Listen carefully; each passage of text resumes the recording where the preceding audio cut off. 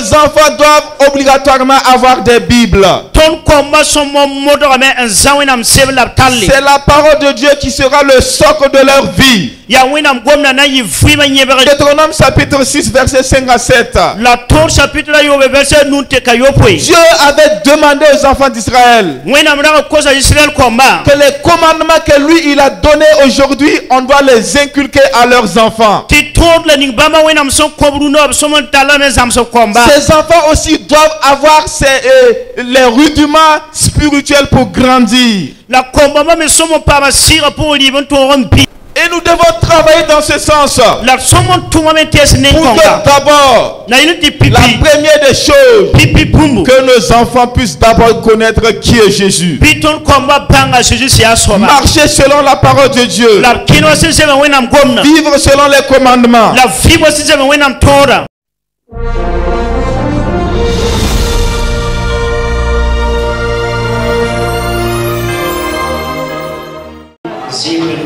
Gloire à Dieu. Que le nom de notre Seigneur Jésus soit béni ce soir encore.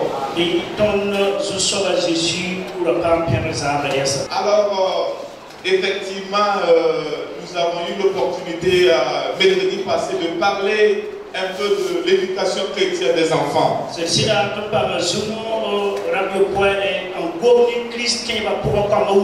Et ce soir, nous allons par la grâce de Dieu terminer cette partie.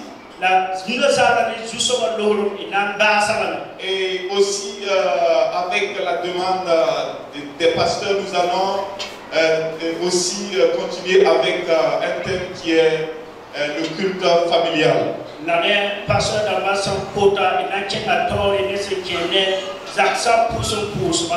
Alléluia. Alléluia. Donc nous avons une entrée, donc je vais être un peu rapide ce soir.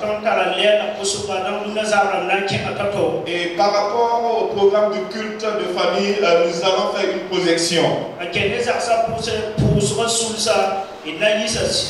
Voilà, je vais projeter le thème pour que ceux qui veulent prendre des notes, ça puisse être facile. Alors juste un petit rappel par rapport à mercredi passé. Nous devons retourner à l'éducation chrétienne. L'éducation chrétienne de nos enfants. Vous voyez, aujourd'hui, notre société va très mal. On dit que le monde a changé. Le monde n'est plus comme avant. Mais est-ce qu'en réalité, le monde a changé? Le soleil continue de se lever à l'est et de se coucher à l'ouest. Nous avons toujours 7 jours dans la semaine. Nous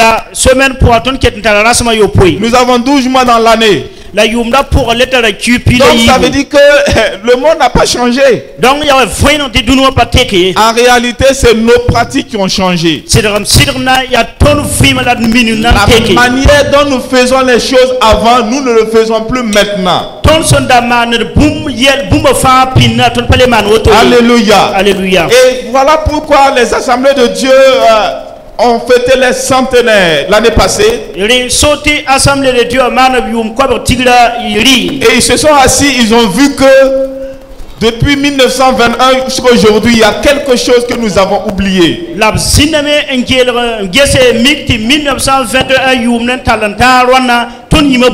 ils ont dit, nous devons retourner à nos fondamentaux. Si on dit retourner, ça veut dire qu'il y a quelque chose qu'on a oublié derrière. Et on doit aller retourner chercher. Si nous observons aussi la manière dont nous éduquons nos enfants aujourd'hui, nous pouvons dire aussi que nous devons retourner à l'éducation chrétienne. Parce que nous voyons qu'il y a beaucoup de choses qui manquent à nos enfants sur le plan spirituel. Et quand nous regardons les enfants n'ont plus envie de la parole de Dieu. Qu'est-ce qui s'est passé? Nous voyons que les parents à un moment donné ont démissionné en ce qui concerne l'éducation chrétienne. Quand nous considérons l'éducation aujourd'hui, beaucoup de parents sont focalisés sur l'éducation sur le plan social. L'éducation intellectuelle. Nous investissons beaucoup pour que les enfants puissent réussir à l'école. Nous payons les fournitures pour les enfants. Nous les mettons dans des établissements où même la scolarité est très chère. Et nous prenons aussi même des maîtres à la maison pour les éduquer encore en plus de ce qu'ils reçoivent à l'école. Et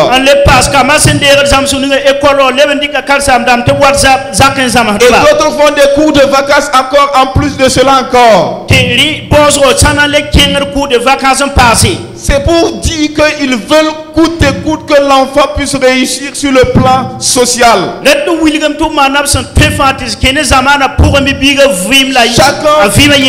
Chacun veut un jour que son enfant devienne le président du Burkina Faso. Chacun lutte pour que son enfant devienne un jour le ministre ici au Burkina Faso. Chacun lutte pour que son enfant devienne un opérateur économique. Oui, c'est très bien. Mais qu'est-ce que nous faisons pour que nos enfants puissent avoir le royaume des cieux? Est-ce que nous investissons dans l'éducation spirituelle de nos enfants? J'ai pris l'exemple ici. Un jour, je suis allé dans une église. J'ai appelé tous les enfants de l'église devant. Parce que souvent, je donne des exemples concrets pour que les gens puissent voir la réalité des choses. J'ai posé la question: combien d'enfants ici ont des Bibles? Il y a 3 enfants qui ont levé la main. Parmi tous les enfants de l'église. J'ai posé la question encore: qui sont ceux-là qui ont des documents pour aller à l'école, des cahiers, des livres, des ardoises, des bics, des craies? Tous les enfants ont levé la main. J'ai posé la question aux parents: à qui la faute? Pourquoi les enfants n'ont pas de Bible? Pourquoi les enfants ont tout pour aller à l'école mais ils n'ont pas le minimum pour venir à l'église? C'est la faute des parents, parce que c'est le parent qui doit dire à l'enfant que la Bible est importante et il doit obligatoirement avoir une Bible.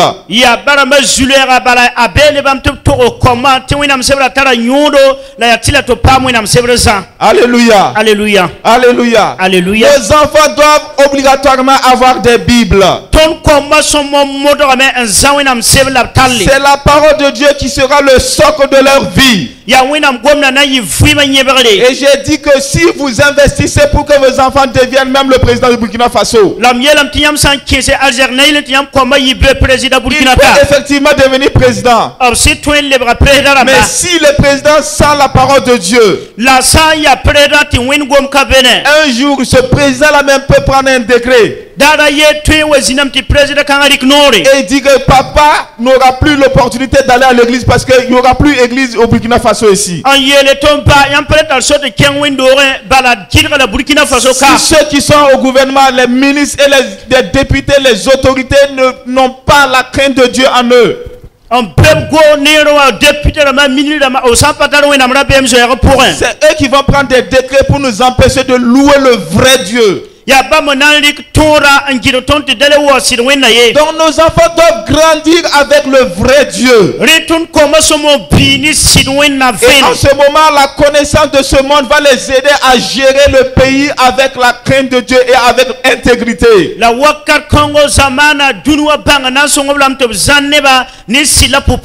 Et dans Deutéronome chapitre 6 verset 5 à 7,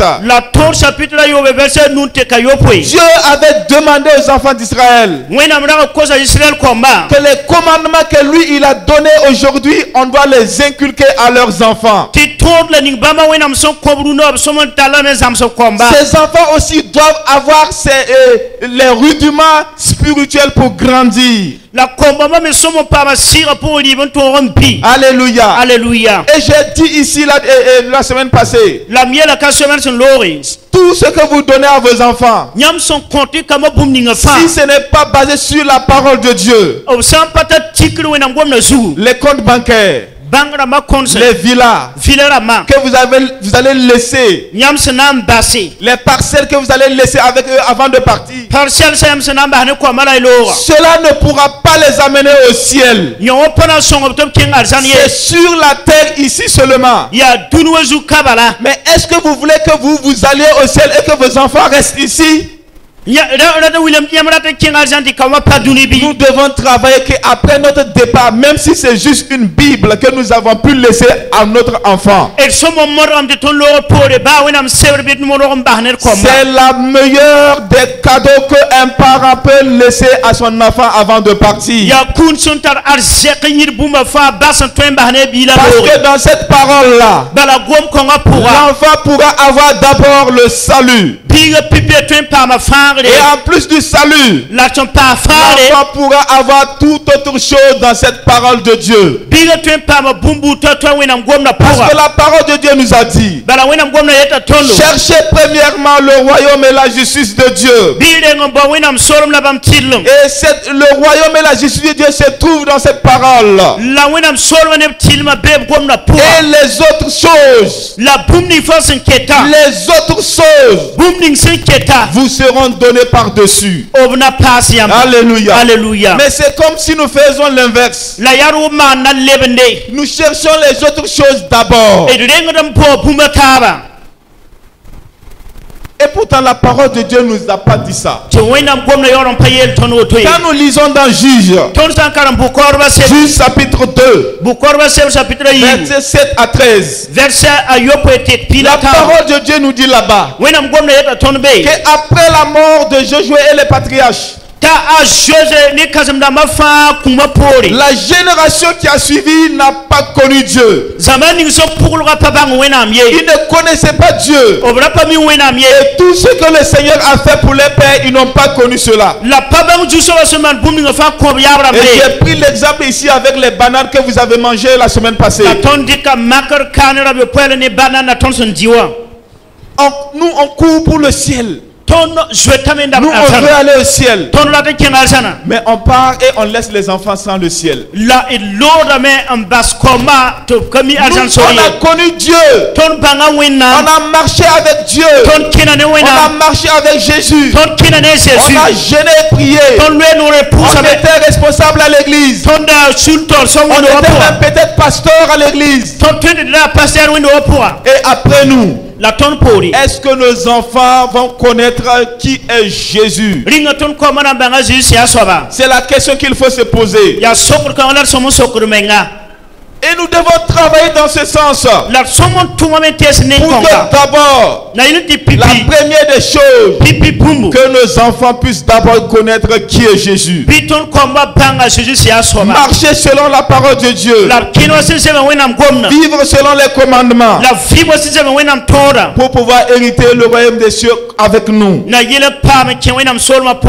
Alléluia. Alléluia. Alléluia. Alléluia. Et pour cela, nous devons éduquer les enfants à pouvoir connaître qui est le vrai Dieu. Et ce que le Seigneur Jésus a fait pour nous, Et j'ai pris l'exemple ici la semaine dernière avec tonton Vincent. Nous devons nous asseoir avec nos enfants. Les dire qui étions-nous avant. Et qui a fait de nous ce que nous sommes aujourd'hui. C'est notre Jésus. Cela permet aux enfants d'être affermis dans la foi. Et nous devons raconter les refaits de Dieu à nos enfants. Alléluia. Alléluia. Nous devons éduquer nos enfants en les instruisant. Nous devons les instruire la parole de Dieu. Deutéronome chapitre 4 verset 5 à 6. Nous devons aussi éduquer les enfants pour qu'ils puissent obéir à Dieu. Et en obéissant, obéir à Dieu, c'est obéir aussi à nos parents. Éphésiens chapitre 6 verset 1 à 3. La parole nous demande que l'enfant doit obéir à ses parents. Nous devons aussi éduquer les enfants à honorer et à respecter leurs parents.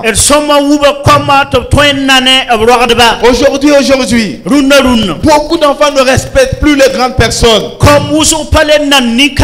Avant, quand nous voyons une grande personne, une personne âgée, on court pour aller lui dire bonjour. Ou bien on le cède la place pour qu'il puisse s'asseoir. Aujourd'hui, les jeunes enfants et adolescents là, ils peuvent te traverser comme ça même sans même te dire bonjour. Ou bien ils sont assis, toi tu es une grande personne, tu pars, tu t'arrêtes au milieu d'eux, ils vont jamais te céder la place. Et j'ai pris l'exemple ici, dans une banque je suis rentré un jour. Et tout le monde était assis, il n'y avait plus de place. Il y a une vieille personne qui est rentrée. On a demandé au plus petit qui est jeune adolescent de céder la place à la vieille personne.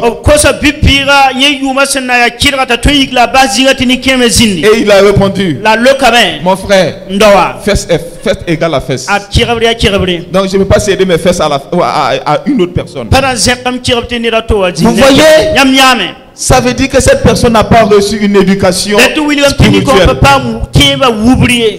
Nous devons les éduquer à obéir et à honorer les personnes âgées. Alléluia. Alléluia. Nous devons aussi les éduquer en les corrigeant. Proverbe chapitre 22. Verset 15 et 23. Proverbe chapitre 23 verset 13 à 14. La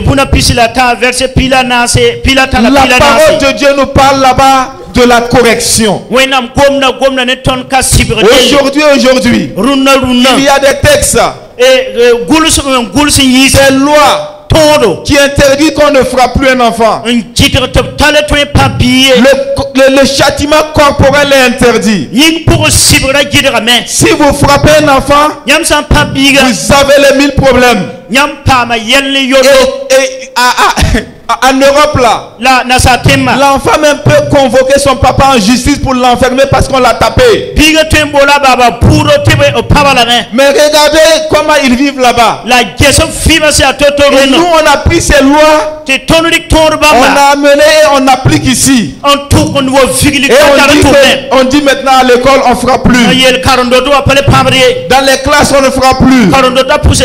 Même si l'enfant t'insulte, même si l'enfant te honnie, te haït, il fait tout. Il te désobéit. Et il te désobéit. Tu n'as plus le droit de le taper. Mais que dit la parole de Dieu?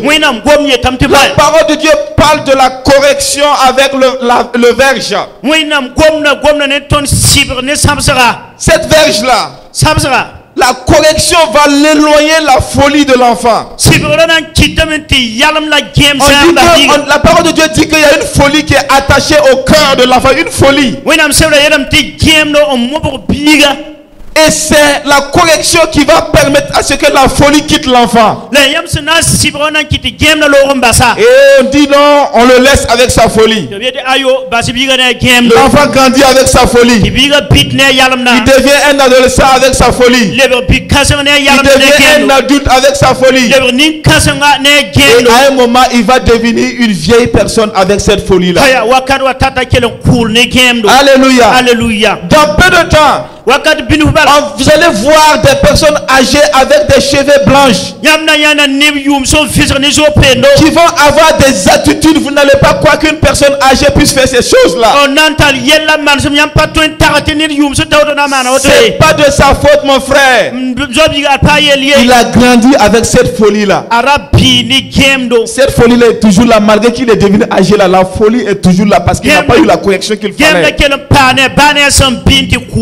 Mon frère, ma soeur, la parole de Dieu nous a dit d'éduquer les enfants en les corrigeant. Alléluia. Alléluia. La parole de Dieu nous demande aussi de les encourager. Nous devons les féliciter. Matthieu chapitre 25 verset 21. Matthieu nous quand nous regardons là-bas, on nous parle des talents. Le maître a félicité celui qui avait les 5 talents. Écoutez, nous sommes des maîtres et nos enfants sont des ouvriers. Dans nos familles, nous avons à tout moment, les enfants sont à notre disposition, nous les malmenons, nous les amenons où nous voulons, nous disons de faire ce que nous voulons. Les tâches, c'est nous qui sommes les maîtres et les enfants sont des ouvriers dans nos maisons. Mais est-ce que nous avons pensé un jour à féliciter, à dire merci à un enfant qui a bien fait tout ce qu'on l'a demandé? Nous sommes toujours prêts. Quand c'est pas bon, on est toujours là, on crie que c'est pas bon, c'est pas bon, c'est pas bon. Mais est-ce que si c'est bon, qu'est-ce que nous faisons?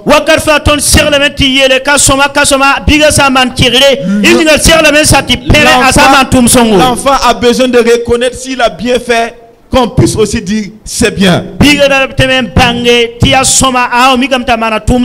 Alléluia. Alléluia. Nous devons éduquer les enfants pour qu'ils puissent respecter la maison de Dieu. Les enfants doivent savoir que la maison de Dieu, c'est pas un marché. La maison de Dieu est un lieu où nous venons et nous recevons l'enseignement et nous parlons avec notre Dieu. Les enfants doivent savoir que la maison de Dieu a besoin d'être honorée et respectée. Et ça, c'est de notre responsabilité, les parents. Si nous venons à l'église, nous devons observer le comportement de nos enfants. Quand nous voyons des comportements qui n'est pas, en tout cas, comment dire, un comportement qui n'est pas selon la parole de Dieu ou selon les normes de l'église, nous devons les interpeller une fois à la maison.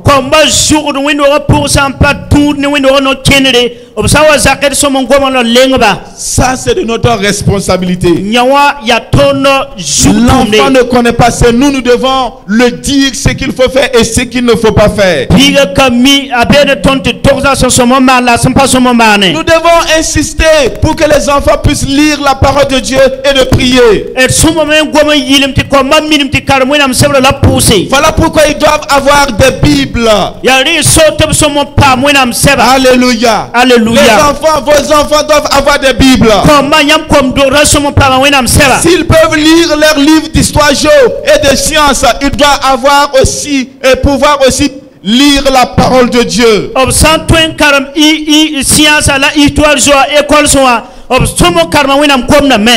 Ton enfant fait quelle classe, ma soeur et mon frère, ce soir? Est-ce que ton enfant a une Bible? Non, je te pose la question. Est-ce que ton enfant là, est-ce qu'il a une Bible? S'il n'a pas de Bible, cette semaine-là même, dès demain, offre-lui une Bible comme cadeau. Alléluia. C'est le plus beau cadeau, mon frère. Et c'est dans la parole, il va tout trouver. Alléluia. Alléluia. Un jour, on nous a dit qu'on a offert une Bible à un nouveau marié. Il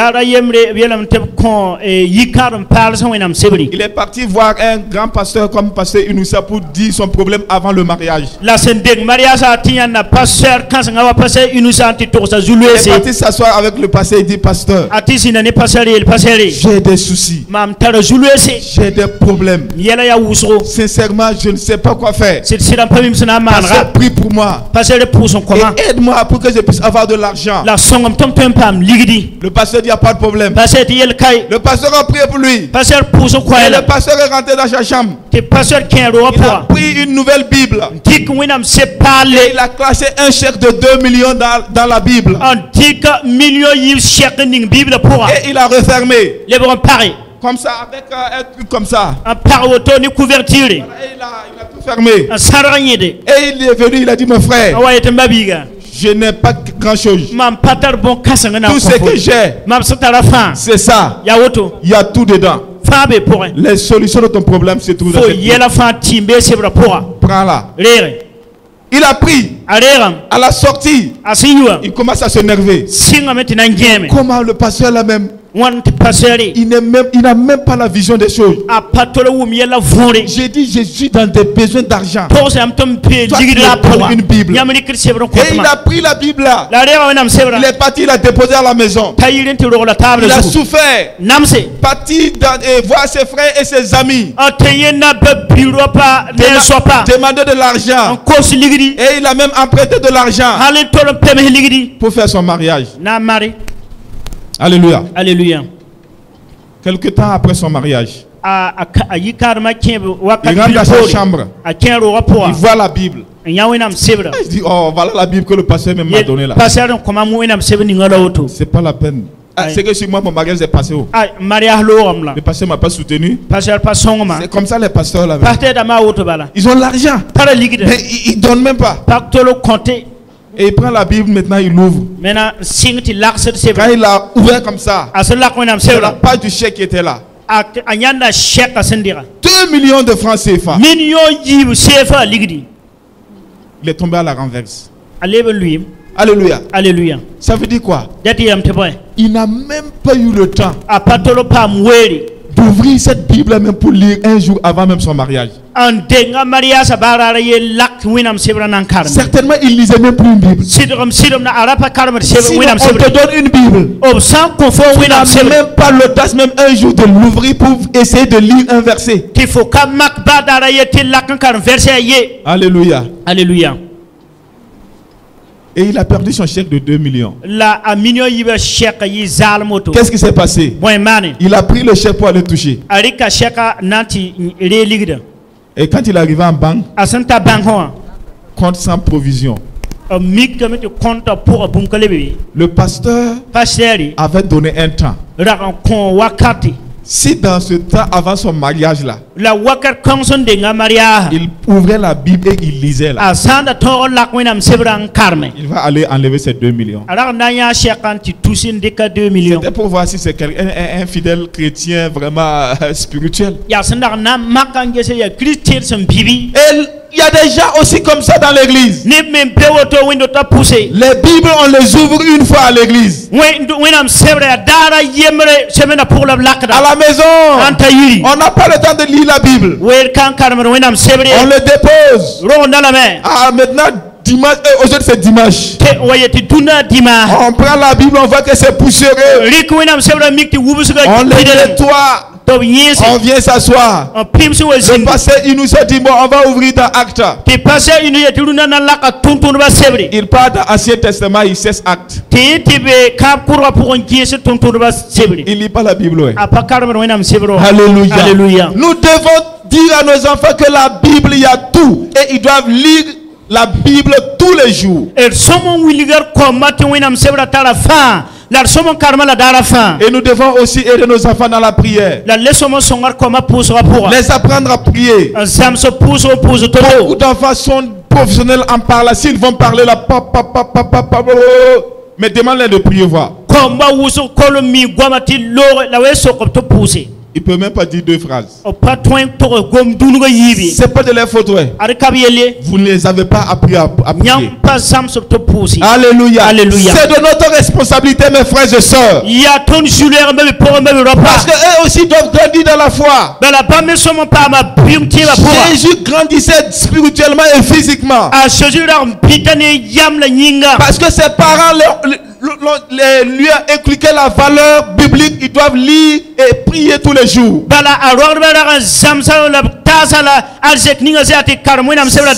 C'est de notre responsabilité. Alléluia. Alléluia. Très rapidement, il y a des obstacles liés à l'éducation spirituelle des enfants. Où nous devons faire très attention. Alléluia. Alléluia. Premièrement, le manque de temps. Le manque de temps des parents.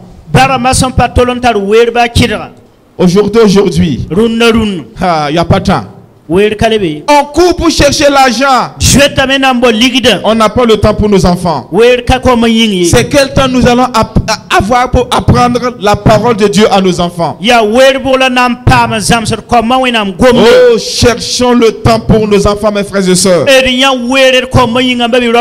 Si nous ne cherchons pas le temps pour nos enfants aujourd'hui, nous allons avoir un jour le temps pour pleurer. Alléluia. Alléluia. Si nous n'avons pas le temps pour les éduquer aujourd'hui, nous aurons le temps un jour de pleurer. Cherchons du temps pour nos enfants.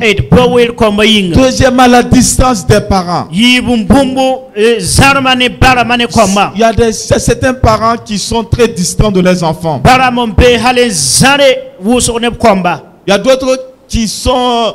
Je prends un exemple. Ceux qui sont certainement dans la fonction publique, les deux parents sont dans la fonction publique. Il faut travailler à cela.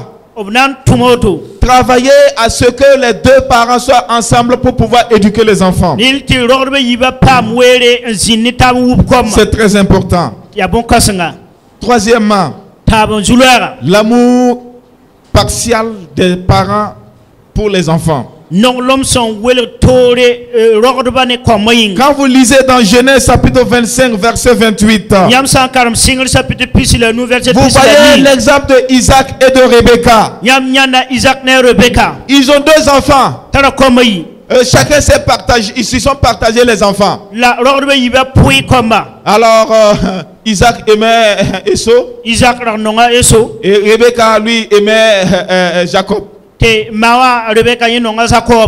Dans ces gens de famille là, ça va mal terminer. Si les enfants ont su, si vous avez fait ça ouvertement pour que les enfants sachent que maman aime une telle personne plus que l'autre, la famille est disloquée.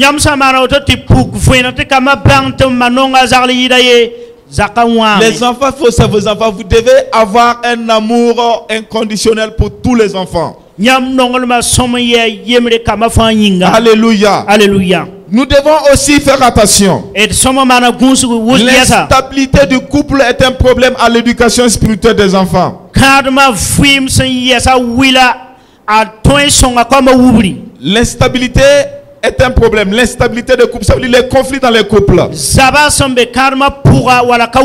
Le diable a connu cela. Et aujourd'hui, beaucoup de couples sont instables. Et il y a des problèmes entre mari et femme. Vous n'avez pas le temps même de vous aimer, n'en parlons pas d'éduquer les enfants. Tous les jours, c'est bagarre. Tous les jours, c'est bagarre devant les enfants. C'est quoi vous allez dire aux enfants pour que les enfants puissent vous écouter? Et souvent même le diable dit au papa, il faut frapper maman même. Frappe la femme. Et il y a des hommes qui frappent les femmes devant les enfants. Et comment l'enfant va vraiment grandir dans une famille comme ça? Il va croire que effectivement frapper une femme c'est normal parce que son papa frappait sa maman. Donc quand lui aussi va se marier, maman chaud. Alléluia. Alléluia. Nous prions le Seigneur pour que le Seigneur nous aide, pour que les foyers soient stables, pour qu'on n'arrive pas au divorce. Parce que les divorces aussi sont un problème, un obstacle majeur à l'éducation chrétienne des enfants. Aujourd'hui, quand vous partez dans la justice, nous voyons aussi des dossiers de chrétiens qui sont déposés là-bas. Nous nous sommes mariés à l'église pour le meilleur et pour le pire, devant les hommes et devant Dieu. Et aujourd'hui, il n'y a plus pardon. On doit se séparer. On se sépare. Les conséquences maintenant, les enfants ne savent pas où aller. Ils partent chez maman ou bien chez papa. Tantôt ils vont chez papa. Tantôt ils sont chez maman. Quand ils partent chez papa, papa met des choses dans leur tête. Maman est comme ça. N'écoutez pas maman. Maman est mauvaise. Le jour s'il passe chez maman, maman aussi dit, oh papa est mauvais. Ne l'écoutez pas. Non, c'est pas impossible. Comment vous voulez que les enfants se débrouillent dans cette circonstance là? Et les enfants là, les enfants, c'est pas nous les enfants, on n'a pas demandé à ce que vous vous unissez. C'est vous qui avez dit que vous vous aimez et vous voulez vivre ensemble. Et Dieu a donné à ce couple des enfants. Les enfants maintenant, c'est eux qui vont subir maintenant les pots cassés. Le diable a su ça, que c'est pour déstabiliser l'éducation chrétienne des enfants. Et il travaille beaucoup à cela. Et dans les églises, nous voyons maintenant des gens qui sont divorcés. Et les enfants maintenant sont laissés à eux-mêmes. Frères et sœurs, craignons l'Éternel. Soyons ensemble. Soyons unis. Restons soudés parce qu'avec le Seigneur nous aurons la victoire. Pardonnez-nous mutuellement. Parce que sans pardon, nous n'allons pas hériter le royaume des cieux. Dieu a dit, si tu ne pardonnes pas ton frère ses péchés, moi aussi je ne vais pas te pardonner. Pardonnons-nous les uns les autres, mes frères. Alléluia. Alléluia. Et dans les familles, dans les couples, les couples polythéistes, voilà, dont le papa et la maman n'ont pas la même confession religieuse. Nous vivons ça dans nos églises actuellement. Ah oui. Le papa, lui, il est musulman. Maman vient à l'église. Ça dépend de comment ça a commencé. Oui, ça dépend de comment ça a commencé. Si le monsieur était un chrétien et après il a abandonné la foi, on peut comprendre.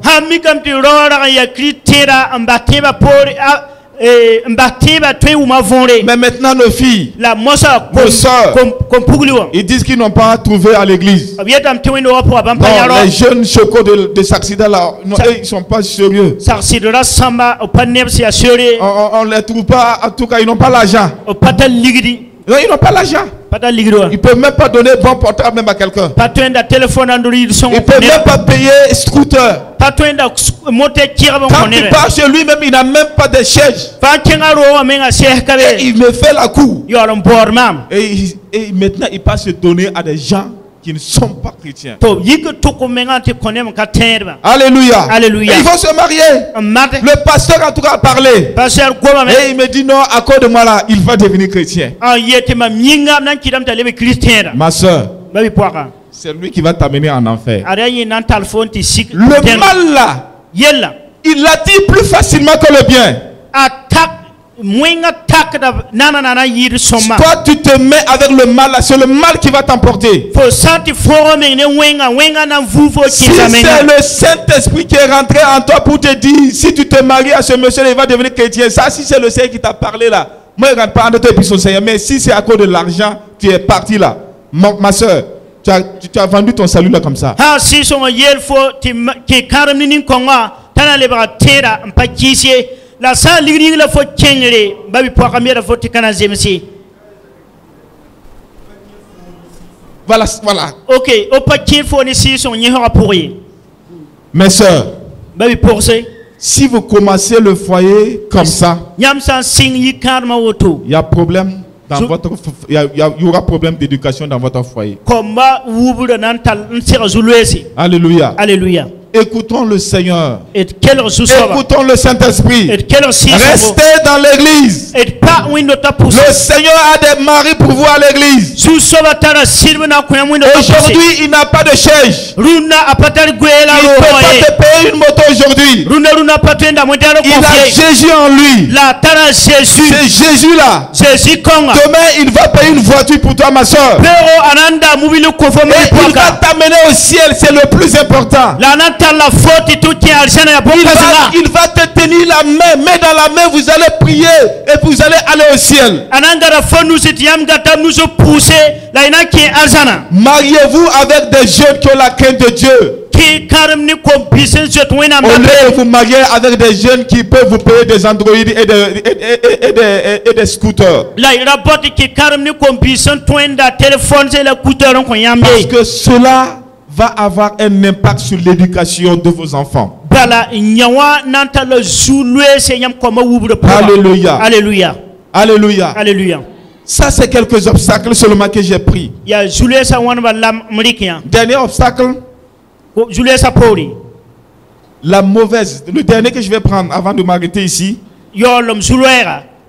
La mauvaise gestion des nouvelles technologies de communication en famille. La technologie nous savons qu'actuellement la nouvelle technologie est beaucoup avancée. Et effectivement tout le monde l'utilise. Mais comment nous l'utilisons?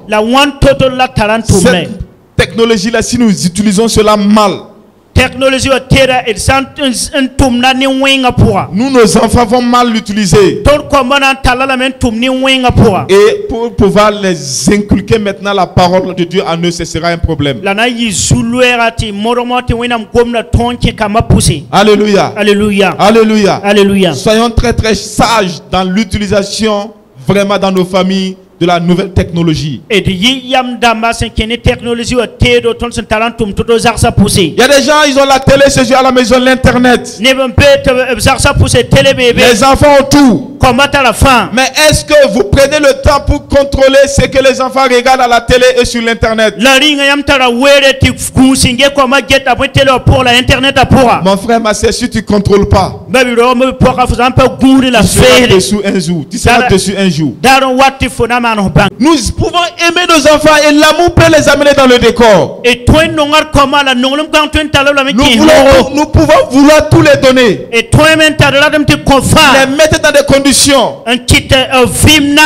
dans ça, il faut que nous puissions avoir la sagesse de Dieu pour pouvoir avoir le discernement. Si l'enfant, tout ce qu'il demande seulement on le donne. Est-ce que c'est tout ce qu'il demande qui est bien? Est-ce que c'est tout ce qu'il demande qui est bien? Il demande si c'est pas bien, on le refuse. Mais il y a des gens parce qu'ils ont l'argent, tout ce que l'enfant demande, on le donne.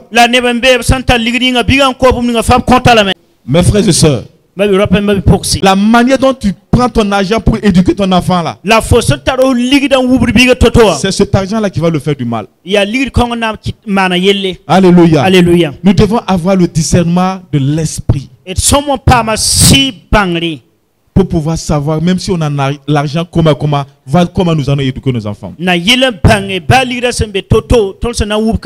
Alléluia. Alléluia. Un jour, on a condamné un jeune adolescent pour le tuer à mort, condamnation à mort. On doit l'exécuter. Alors, Le jour de l'exécution, on demande chaque fois à chaque fois quand on veut exécuter quelqu'un, on demande son dernier vœu. Qu'est-ce que tu veux? Quel est ton dernier vœu qu'on te donne et puis on va te tuer?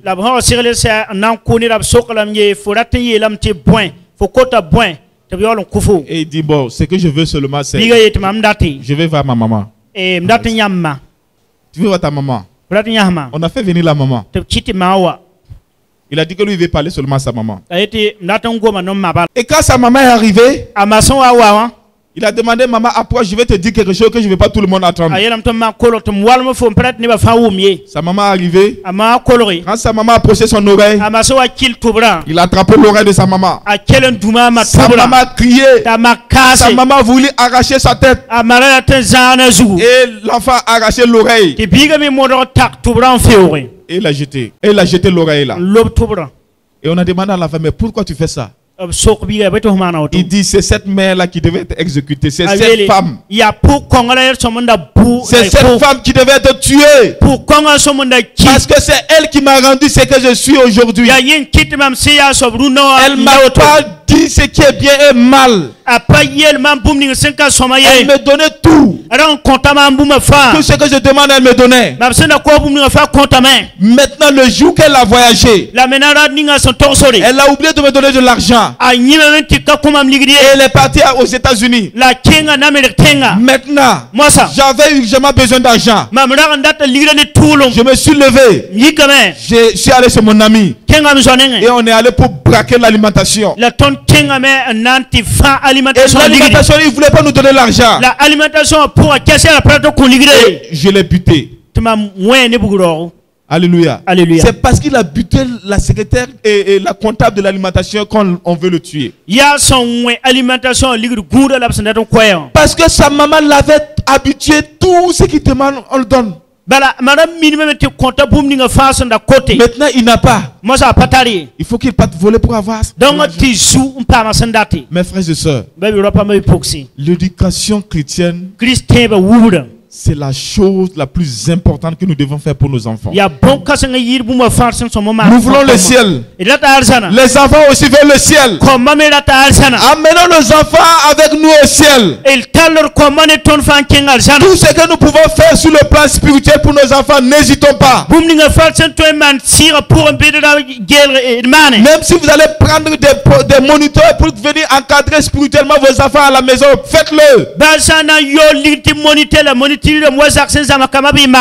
avez l'argent pour donner à des maîtres pour qu'ils puissent enseigner vos enfants. Donnez cet argent aussi aux moniteurs de l'église pour qu'ils viennent enseigner vos enfants la parole de Dieu.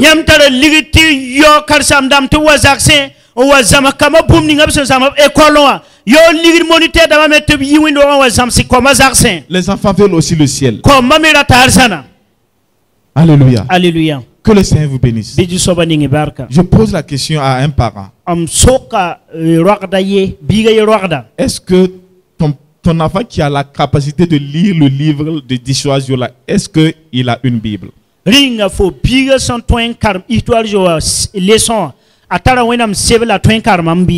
S'il n'a pas de Bible, alors paye-le une Bible.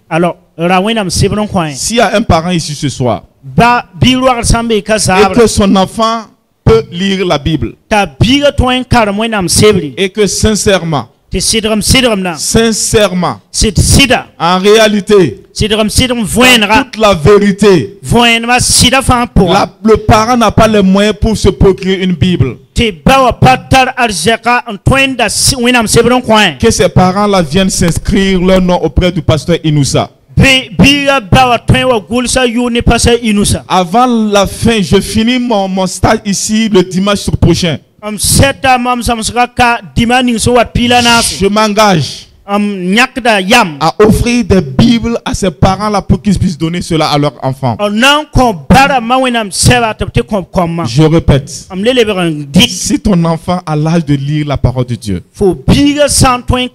et s'il n'a pas la parole de Dieu, paye pour ton enfant.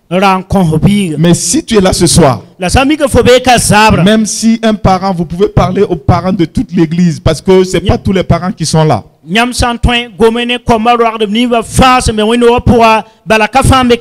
dans la sincérité, tu n'as pas les moyens financiers pour pouvoir payer une Bible à ton enfant, viens inscrire ton nom auprès du pasteur Inoussa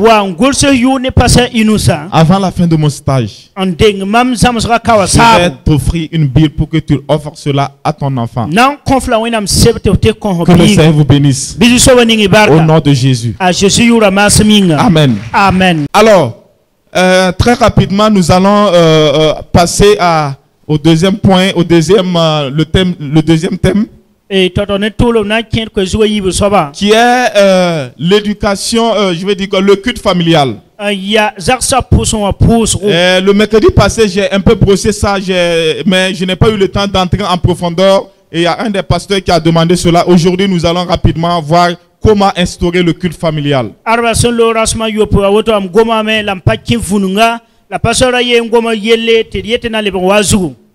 nous allons voir l'impact du culte familial. Voilà l'impact du culte de famille dans l'éducation spirituelle des enfants. Voilà les passages de base, Deutéronome 6, 7. La koronga tikrisi ya tondo yobe et Deutéronome chapitre 4 verset 9. Ne ton chapitre là c'est verset ouais. Alors, c'est comme je le disais en introduction tout de suite, le comportement de la société en général et des enfants en particulier de nos jours laisse avoir une faille dans l'éducation. Ya somda yete samsra singroa et runda zamana vim se le totonoa. De William ti comme wubra pourra et yel kerembebe. Voilà, donc malgré les efforts consentis dans les milieux d'éducation tels que les écoles, les lieux de culte, les valeurs morales et même bibliques ne font que baisser et faisant place à un détour dans le monde de Noé.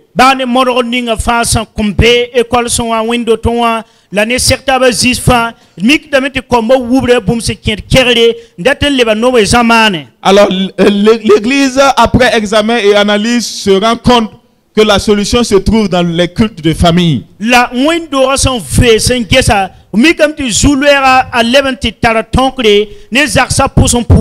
nous allons tout de suite voir comment implanter un culte familial.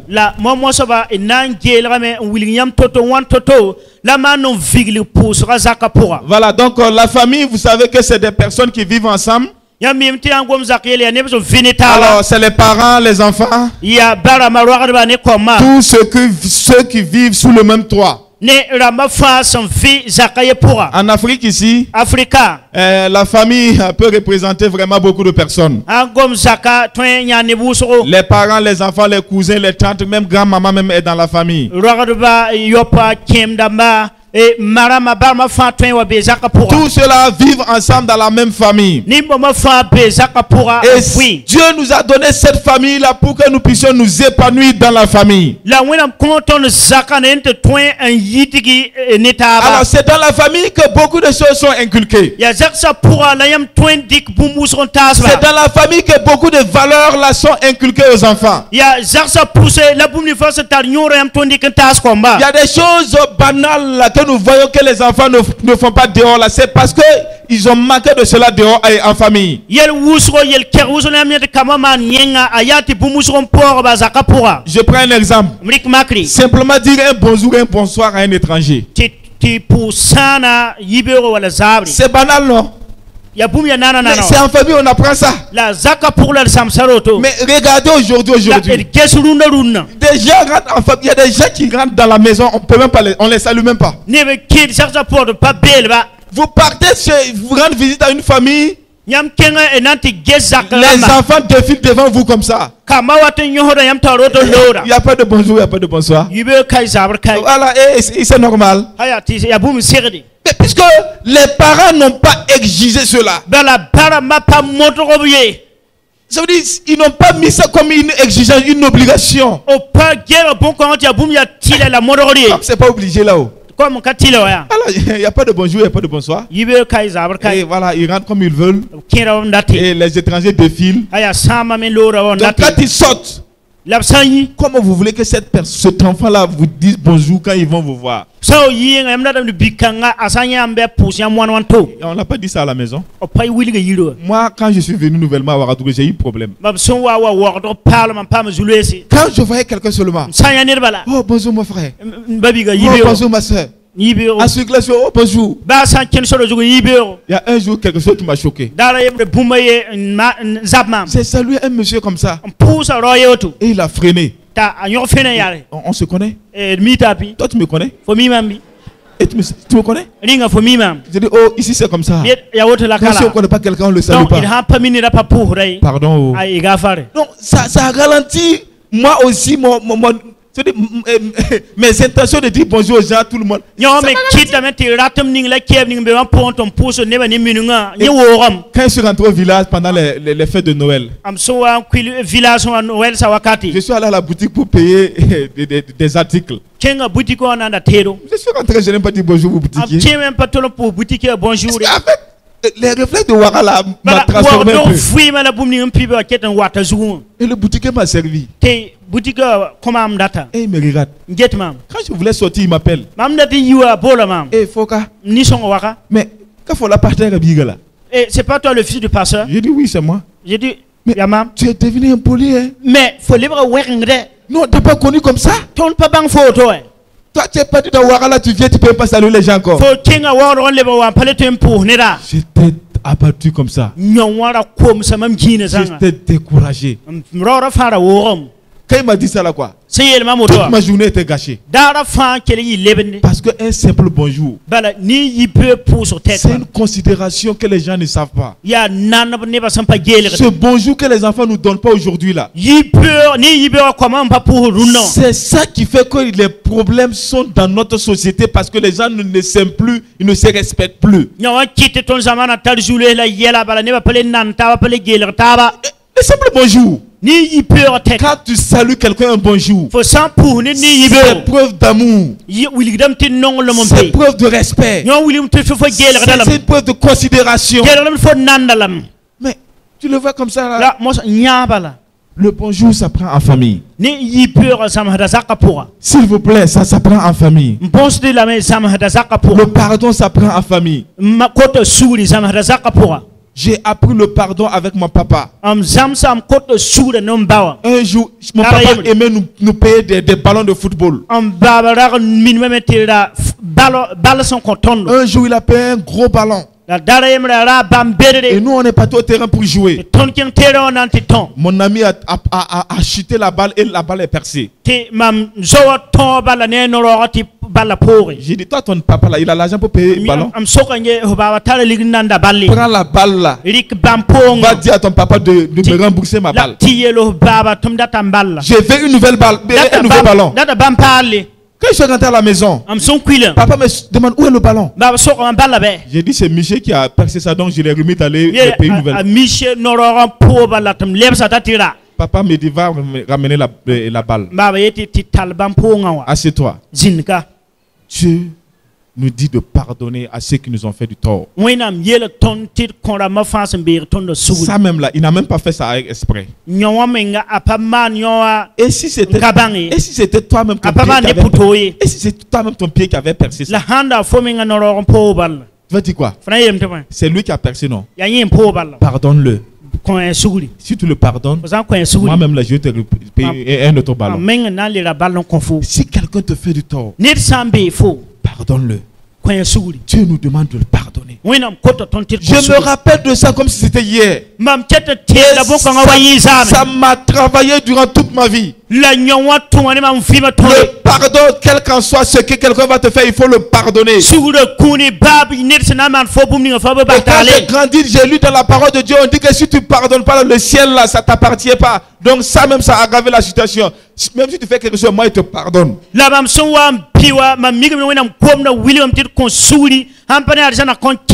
Le pardon, c'est en famille, on apprend. Le merci. Être honnête.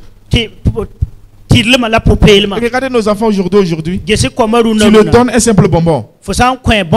Il prend et puis il tourne son dos et puis il part. C'est comme si c'est lui qui t'avait envoyé d'aller payer le bonbon. Il n'a même pas l'audace même de te dire merci. Il s'est dit que le merci là, c'est pas forcé. On te donne quelque chose, tu n'as même pas eu le temps de dire merci. Le merci là, ça s'apprend à la maison. Si vous aimez donner à vos enfants sans les exiger le merci là, ils vont sortir dehors, ils vont jamais dire merci à quelqu'un. Le merci là, c'est une exigence. Tu devais les obliger à dire merci. Être honnête. L'honnêteté, ça prend à la maison. Alléluia. Ne pas mentir, ça prend à la maison. Et c'est souvent nous les parents même qui apprenons les enfants à mentir. Je vais donner un exemple très simple ici. Peut-être qu'il y a d'autres qui vont se trouver dedans. Certains parents sont fatigués. Il est venu du voyage. C'est vrai, il est fatigué. Ou bien il est venu du boulot, il est fatigué. Il va rentrer pour dormir. Les enfants sont dehors. Il les appelle. Hey, venez ici. Si quelqu'un vient là, dites-lui que je ne suis pas là. Bon. Quelqu'un là ne sait pas que vous êtes là, mais l'enfant sait que vous êtes là, non? Un jour, il y a quelqu'un qui a fait ça. Et quand lui, sa malchance, c'était le pasteur qui est venu. Le pasteur est arrivé, on a donné la place. Et ton papa est où? Papa a dit que si quelqu'un venait, de dire qu'il est sorti. Mais il est en train de dormir. Voilà. C'est mensonge. C'est nous-mêmes, on les apprend à mentir. Oui, donc c'est banal, mais c'est très important. C'est en famille, on les apprend ça.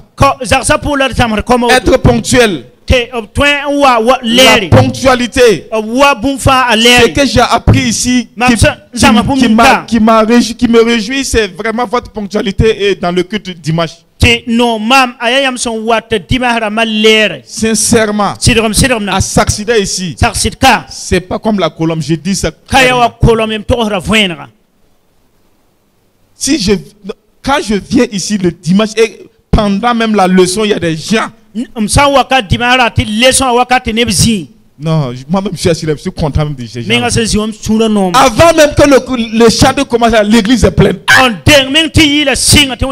Mon ami, il y a des églises là. Les choristes là même viennent en retard. Celui qui est au programme là même là, il est là, il n'est pas là. Il faut que quelqu'un d'autre le remplace. Celui qui doit faire le leçon là, il est là, on dit on va laisser la place aux leçons. Celui qui donne leçon biblique là, mais n'est même pas là. Il est là pour chanter la chorale, le dirigeant même du jour là est en retard. Dans l'église de Dieu. Non, mais quand je suis venu ici à Sarsida, j'ai vu cette différence. Acclamez le Seigneur pour l'église de Sarsida. Ça, c'est quelque chose, je ne peux pas garder ça pour moi. Si vous honorez, vous respectez Dieu, la maison de Dieu et la présence de Dieu, là, Dieu va vous honorer. Si vous dites que vous allez venir honorer Dieu à 8 h là. Si vous dites que vous allez venir à midi que vous êtes là.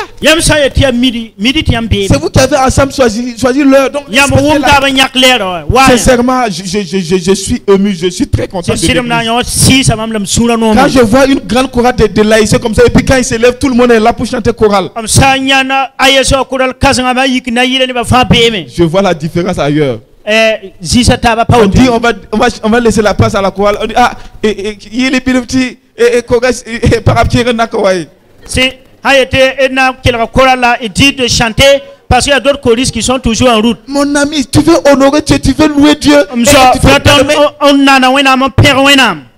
mais si c'est une fois en passant, mais il y a des gens, c'est leur habitude. Tu peux sortir et puis tu peux avoir une crevaison de ta moto, de ta voiture. Ça peut arriver, mais pas tous les jours. C'est pas possible.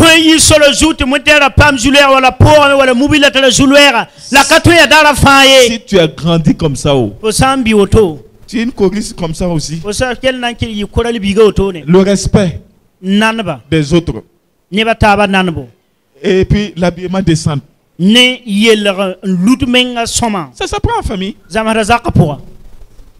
Ça s'apprend en famille. Il y a d'autres filles, quand elles sortent là, tu te demandes s'ils ont des parents à la maison. Un jour, dans un établissement, et il y a une fille qui était mal habillée. Elle était assise devant le professeur. Oh, le professeur, quand il tourne, il écrit au tableau. Quand il tourne comme ça pour donner cours. Oh, il ne peut pas. Il tourne encore. Il fait semblant d'écrire. Voyant que la fille va s'arranger. Quand il tourne encore. Oh, il ne peut pas regarder. Il transpirait comme ça. Et puis il est sorti, il dit lui il ne peut plus faire cours. Il peut avoir le surveillant général. Dans ma classe là, je ne peux pas faire cours. Si vous ne faites pas sortir cette fille là, je ne peux pas faire cours. Le surveillant général furieux. Il a vu la fille, mais c'est quel genre d'habillement ça? Dehors. Va appeler ta maman. Va appeler tes parents ici. Ok. Elle se lève, elle part à la maison. Elle pleure. Va dire à maman, on a dit de venir. Qu'est-ce que tu as fait encore? Je n'ai rien fait. Ok, sa maman lève, elle prend sa voiture. Rentre. On part. Arrivé à l'école, quand la maman est descendue,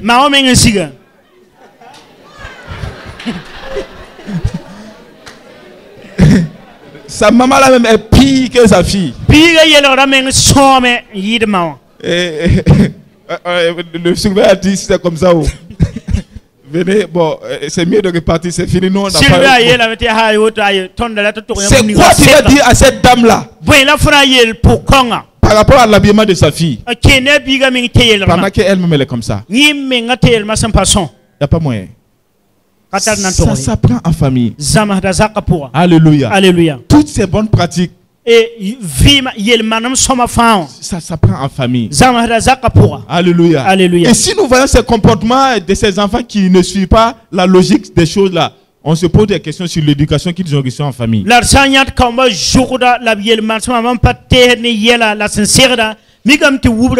se pose des questions. Alléluia. Alléluia. Si vous avez donné les rudiments nécessaires et que c'est l'enfant qui se rebelle. J'ai dit ici le mercredi passé, nous sommes des sentinelles pour nos enfants. Si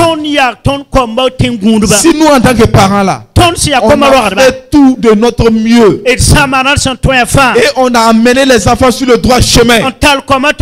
Si c'est l'enfant même qui a choisi son chemin là, toi quand tu es assis là, ton corps même te donne la conviction que tu as fait ta part de responsabilité. Devant Dieu là, tu n'as pas à reprendre. Mais si toi-même tu sais que il y a des failles et que c'est ces failles là qui ont conduit l'enfant dans ces genres de comportement là,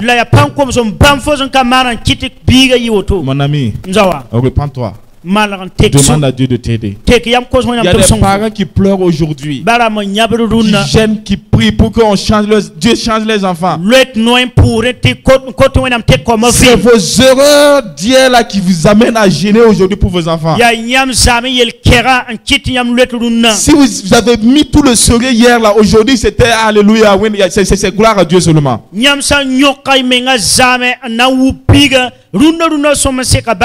C'est vrai qu'il y a des enfants caractériels. Il y a des enfants qui naissent vraiment avec un caractère dur. Ça, la prière et le jeûne là va briser le caractère au nom de Jésus. On a un thème aussi sur la gestion des enfants caractériels. Comment gérer ces enfants là. Quand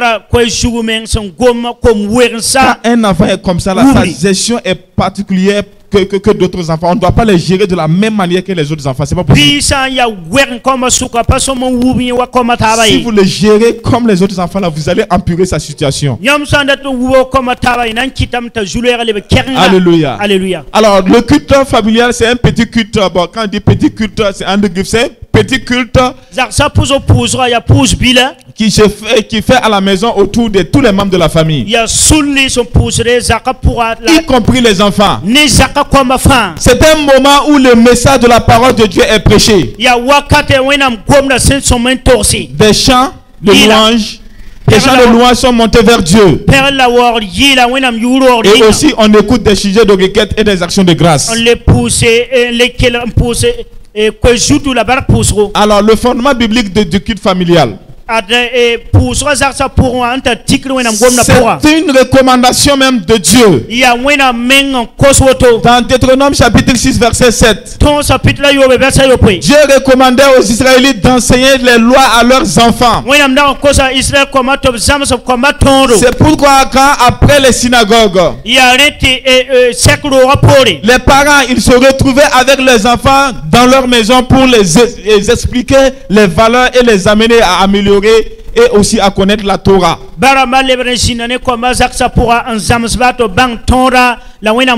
Les enfants récitaient la Torah là par cœur. Un enfant de 12 ans, à ce temps-là, un enfant de 12 ans, avant 12 ans, là, tu maîtrises la Torah. La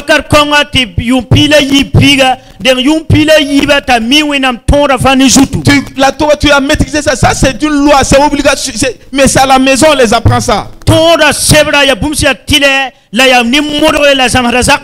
C'est ça que j'ai dit tout de suite là.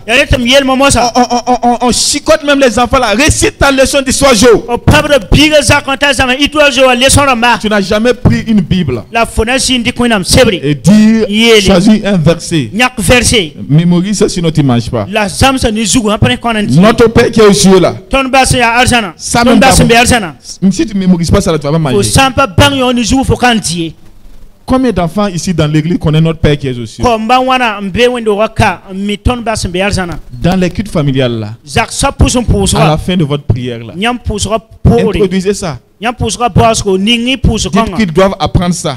Notre Père qui est aux cieux, que ta volonté soit faite. Il faut qu'ils apprennent ça. Et c'est en famille. Les Israélites apprenaient la Torah et c'était obligatoire.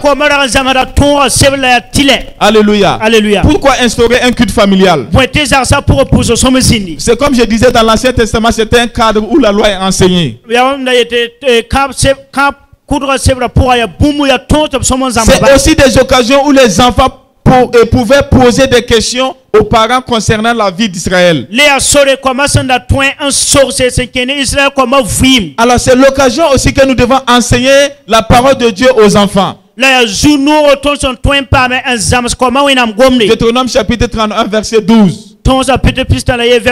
Et Proverbes chapitre 22 verset 6. Alléluia. Alléluia. C'est ça, c'est à la maison. Toutes ces choses doivent être enseignées à la maison. Mais souvent on dit que c'est le moniteur. Le moniteur ne peut pas tout faire. Il y a beaucoup de choses là, c'est vous les parents, vous devez faire et les moniteurs vont compléter. Pendant le culte familial.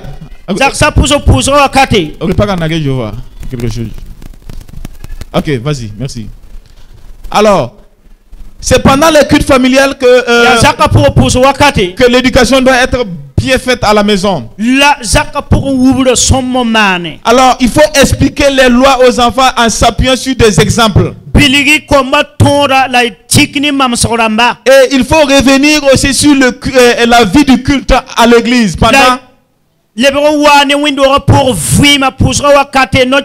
Pour en expliquer davantage aux enfants. Par exemple, la Sainte Seine, la dîme, les offrandes. C'est des choses que vous maîtrisez. Mais c'est pas sûr que les enfants savent pourquoi on fait ça. En famille, là, vous devez prendre du temps pour les expliquer ça. Ce qui s'est passé au culte d'aujourd'hui là. C'est ça, voilà, c'est comme ça, c'est comme ça. Les enfants vont comprendre. Et je prends l'exemple de la dîme et les offrandes. Je suis allé à Dédougou. J'ai donné un enseignement. Le dimanche, j'étais assis. On dit bon, on va se prélever les dîmes et les offrandes. Bon, tous les parents se sont levés, chacun mettait. J'ai regardé. J'ai vu, c'est une ou deux personnes, les enfants seulement qui sont venus mettre 10 000 offrandes. Heureusement, c'est moi qui devais prêcher. J'ai dit, ok, très bien. J'ai dit, bénédiction là, si vous voulez. Vous enlevez vos dîmes. Vous enlevez vos offrandes. Et vous laissez les enfants. Vous les apprenez pas à enlever 10 000 offrandes. Et vous voulez que ces enfants-là grandissent dans ça là. Et ils vont donner à Dieu. Ils vont jamais donner à Dieu. Parce qu'on ne les a pas appris. Vous aussi, vous devez apprendre aux enfants à donner la dîme et les offrandes. Oui, c'est une obligation. Vous les avez donné l'argent durant la semaine. Apprenez-les à enlever la dîme. Apprenez-les à donner aussi. Et j'ai donné un exemple très simple. Toi, parent, peut-être que tu as 500 francs que tu veux donner comme offrande de jour de dimanche. Si, il faut monnayer ça. Fais la monnaie. Toi, tu prends 25. Tu donnes, non, toi, tu prends 250. Tu donnes 100 francs à ta femme. Tu prends 50 francs, tu donnes à l'aîné. Tu fais 25 francs, tu donnes à chaque enfant. 25. Le tout, ça fait 500. Quand on dit 10 000 offrandes, chacun vient mettre. C'est combien qui est dans le truc là? C'est combien? C'est 500, non? Mais qui a mis les 500 là? Toute la famille. Ça veut dire que toute la famille a contribué. Quand l'enfant donne là, il dit que lui aussi contribue. Il apprend à donner. Il grandit en donnant. Cet enfant là, il va toujours donner. Même si un jour l'église dit qu'il a besoin d'argent, il a grandi en donnant. Il va donner de ses biens pour développer l'église. Il va donner de ses biens pour construire l'église. Il va donner de ses biens pour acheter des instruments de musique. Si vous ne les apprenez pas comme ça là, ils vont devenir des opérateurs économiques dans votre église là. Ils vont donner que des 500, des 100 francs dans des dîmes et pourtant ils ont des millions. Ils n'ont pas appris dès les bases à donner. Alléluia. Alléluia. Pendant le culte, ok, donc voilà. Donc c'est à l'occasion où on donne la parole aux enfants. Pendant le culte familial, on doit donner la parole aux enfants. Alors on doit faire un programme. Les enfants aussi ont droit à la parole ce jour. Ils doivent chanter. Ils doivent donner des témoignages. Vous devez demander à chaque enfant aussi de donner témoignage. Ou bien de donner un sujet de prière. Ou de chanter. C'est pour les apprendre à chanter. Apprendre aussi à donner témoignage. Apprendre à rendre grâce à Dieu. Abel disait ici dimanche là. Pasteur Abel est en train de dire dimanche ici. Qu'il y a des gens quand ils voyagent, ils partent à Combiri à côté seulement, ils viennent de rendre témoignage. Est-ce que aller à Combiri, que ça c'est un voyage? Est-ce qu'on a besoin de rendre témoignage? J'étais assis, je le regardais. En fait là, même si tu n'as pas voyagé, ici, là, tu sors matin, tu pars au travail, tu reviens à la maison là. Ça c'est témoignage. Tu dois rendre grâce à Dieu. Tu reviens en vie, non? Témoignage. Témoignage. Vous devez apprendre les enfants à témoigner. Parce que c'est Dieu. C'était pas évident, hein. C'était pas évident que tu venais à la maison. Tu es sorti pour aller Kombiri là. C'est vrai que Kombiri n'est pas loin. Sapone n'est pas loin. C'est pas évident que tu allais revenir. Si tu es revenu là, rends témoignage. Rends grâce à Dieu. Bénis le Seigneur. On apprend ça à la maison pendant le culte familial. Merci beaucoup. Alors, donc les avantages, rapidement. Le culte familial change la vie de nos enfants. Il permet aux enfants de connaître la parole de Dieu dans l'intégralité.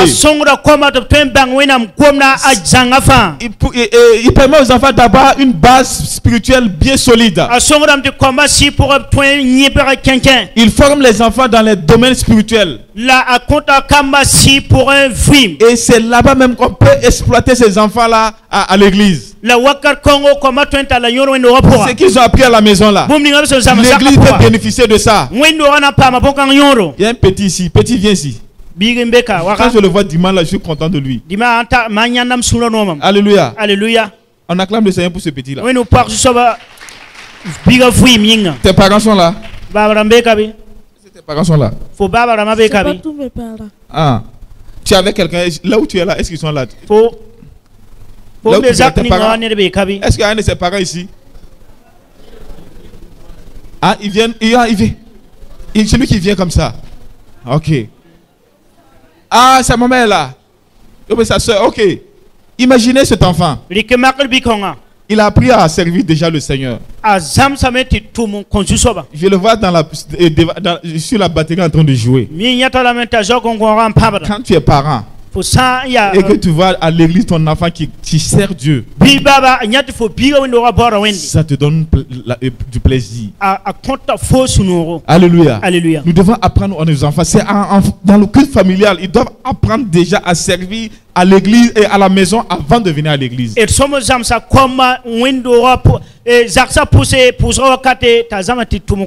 le Seigneur te bénisse. Tu peux bien jouer la batterie là. Dieu va te bénir. Alléluia. Alléluia. Donc, quand à la maison on les forme, l'église va les exploiter. Le culte familial prépare le culte de l'église.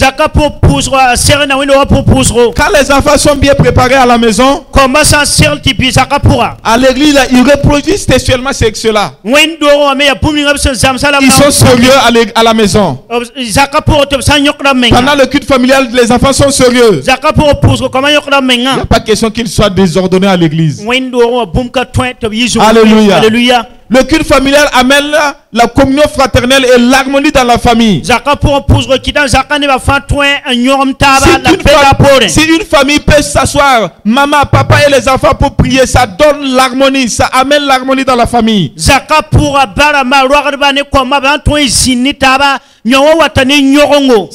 consolide la relation familiale. C'est l'occasion donnée aux parents de corriger certaines erreurs des enfants constatées pendant le culte. J'avais dit ça.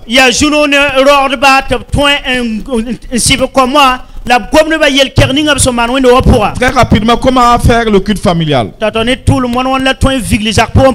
faire le culte familial, instaurer un culte familial. Premièrement, il faut préparer les membres de la famille, y compris les enfants. En fait, il faut les préparer. La préparation, c'est quoi? Il faut dire que d'ici un mois, nous allons instaurer un culte familial. Que chacun aménage son programme. On ne se lève pas aujourd'hui seulement dire aujourd'hui venez on va faire culte familial. C'est aujourd'hui. Aujourd'hui c'est aujourd'hui. Non. Ça se prépare.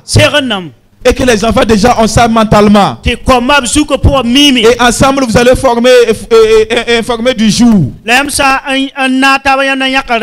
l'heure. Et le lieu. C'est très important. C'est quel jour vous allez faire votre culte. C'est à quelle heure. Il faut que l'heure là, ce soit une heure favorable. Et je vous conseille que ça soit aussi peut-être avant de dormir ou très tôt le matin. Avant de dormir, je m'explique. Avant de dormir, les gens ont sommeil. On veut dormir. Vous devez les apprendre que malgré que vous voulez dormir là, d'abord, Dieu avant sommeil. On doit prier Dieu d'abord avant d'aller dormir. Maintenant, si vous voulez aussi très tôt le matin, à 5h00, vous savez qu'à 5h00, c'est l'âge de sommeil là même est en train de vouloir. On a envie de dormir encore.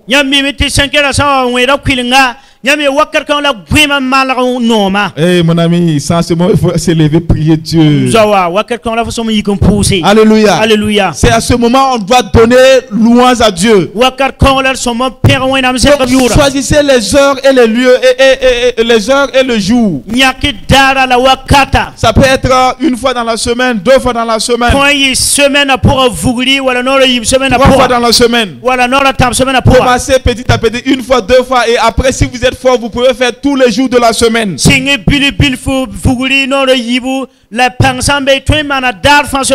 pouvez dire tous les lundis, tous les vendredis. Après vous ajoutez 2 jours, lundi, vendredi.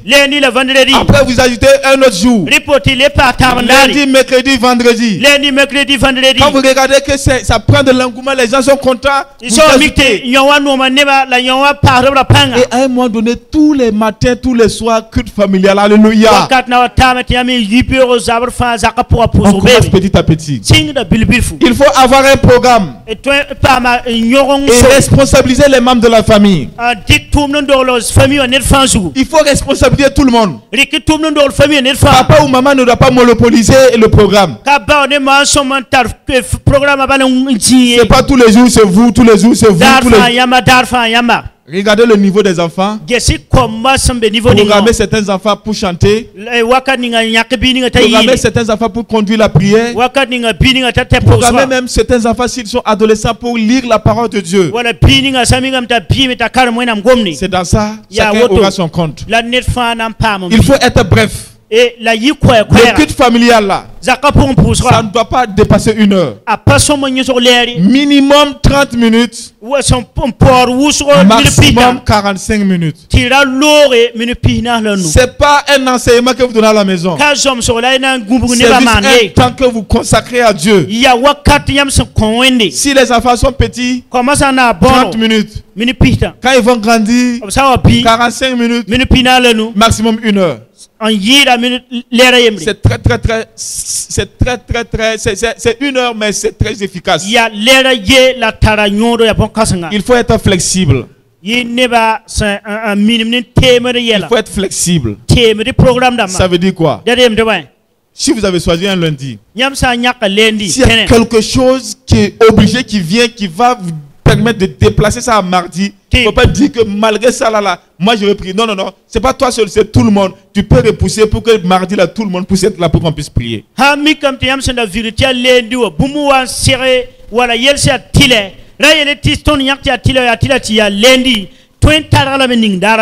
Il est très rapidement l'heure, il est l'heure, on va aller très rapidement. Les obstacles qui sont là. Le manque d'harmonie, comme je disais là, c'est un obstacle. S'il y a des conflits là, maman et papa s'entendent pas là, vous pouvez pas mettre famille. Vous pouvez pas mettre un culte et des familles. Si vous deux là, vous pouvez même pas vous attendre prier ensemble et après l'immaturité spirituelle des parents, la paresse. Si vous en tant que parents vous-même vous êtes déjà paresseux, vous même pas prier là. Culte de famille, il n'y a pas.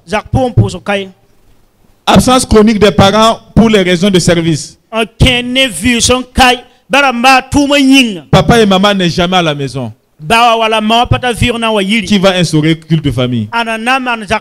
Vous rentrez chaque jour à 1 heure, 2 heures ou bien à 24 heures. À ce moment-là, il n'y aura pas culte de famille chez vous. Comme je l'ai dit, famille polythéiste. Surtout si monsieur n'est pas chrétien. Vous femmes là, il ne va jamais vous laisser instaurer ça à la maison. Donc il n'y a pas culte familial. Si vraiment la famille est polythéiste, là c'est compliqué.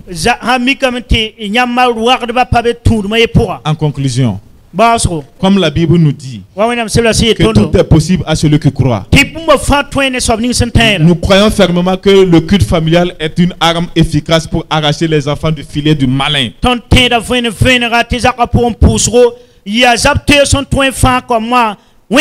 Chers parents, nous vous encourageons à persévérer ou à initier le culte familial pour un épanouissement holistique de votre famille. Que le Seigneur vous bénisse. Au nom de Jésus. En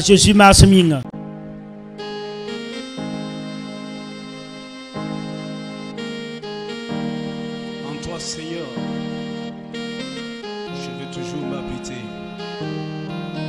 Chaque instant de chaque jour qui passe, en toi seul je veux me confier. Tu es mon Seigneur, tu es mon Sauveur, tu es mon Rédempteur. Alléluia. Merci, Seigneur.